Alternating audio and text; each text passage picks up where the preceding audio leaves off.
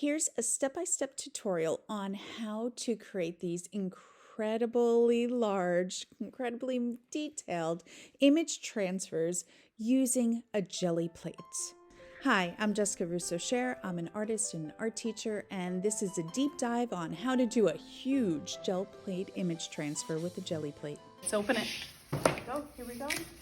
I got my instructions that I probably should read. Oh my gosh, it's huge. Hello.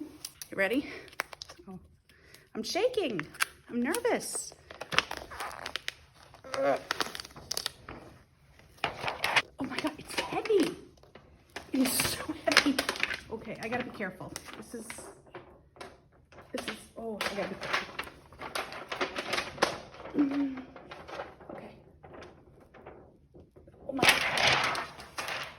Oh, ow, it hit me. I don't think I could express how much heavier it is than I expected it to be. I think I'm gonna have a lot of fun with this. So now that it's all unpacked, I am ready to dive in, and I want to create something that's kind of reminiscent of some of the paintings I do. I do oil paintings that have this sort of double exposure feeling to it. I knew I wasn't going to dive right in to do double exposure, but I did want to collage some of my own photographs together. I printed these out A4 and just started collaging them together. Now, I did spend a lot of time editing my photos. I used Photoshop and I edited them to be very high contrast. They are high resolution photos to begin with.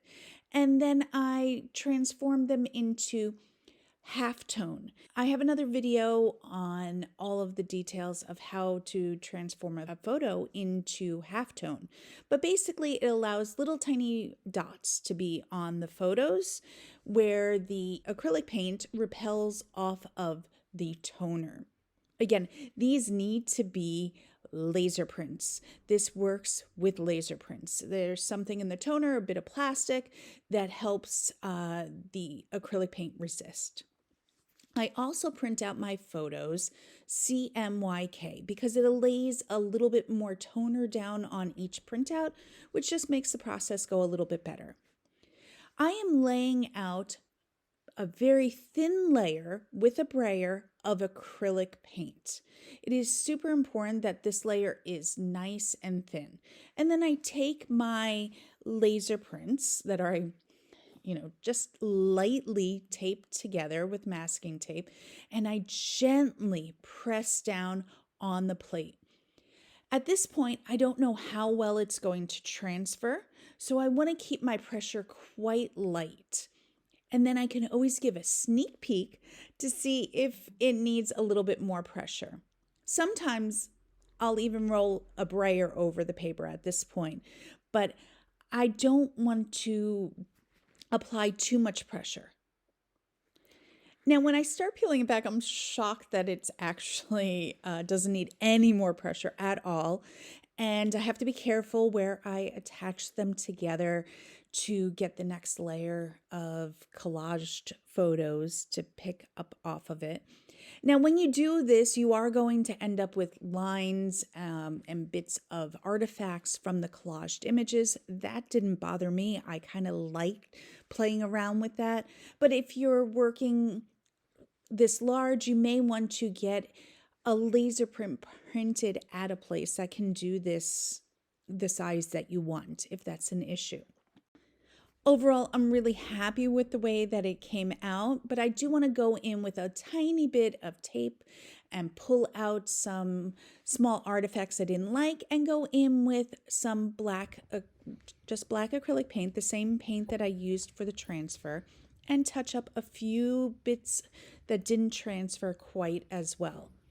I will then let this entire layer dry, and it dries super fast. I don't always do this next step, but I'm always happy when I do.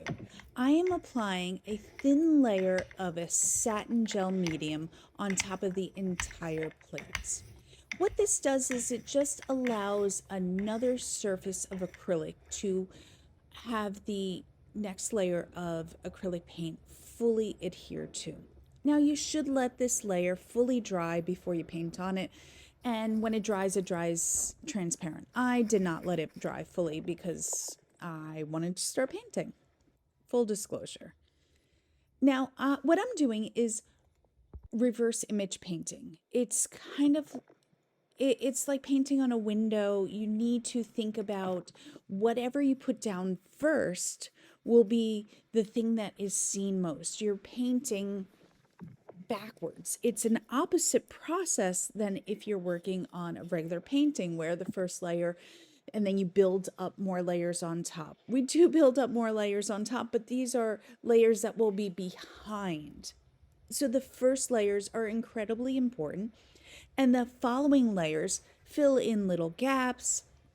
They help influence the colors that you put on. So for example, if you have a more translucent color like this pink that I'm using, when I apply a whiter or a creamier color behind it, it will make that pink pop.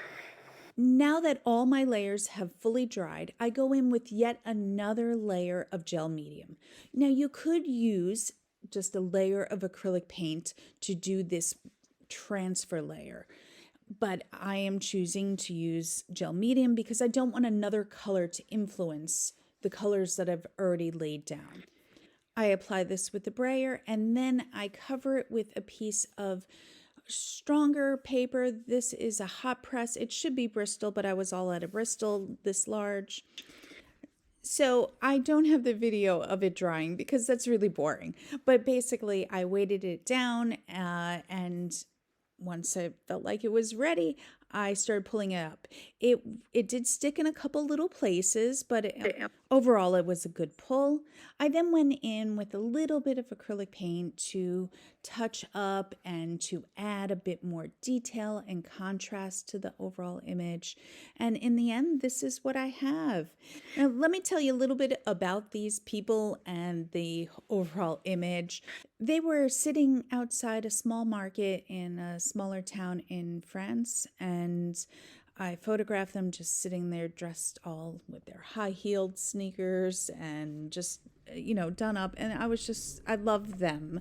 And I juxtaposed them with some photographs that I took in Versailles.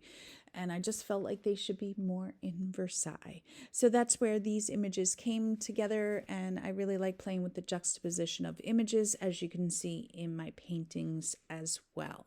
So let me know in the comments if you have any questions or any ideas for how to explore this medium even more. Really interested in doing more works like this and would love to know your thoughts. Also, if you're interested in learning more about this process, I have been documenting it all on my website with a ton of tutorials and all of my TikToks and Reels and YouTube Shorts all curated into playlists and written diagrams and all different things for your learning pleasure. So please check it out. The link is in my bio.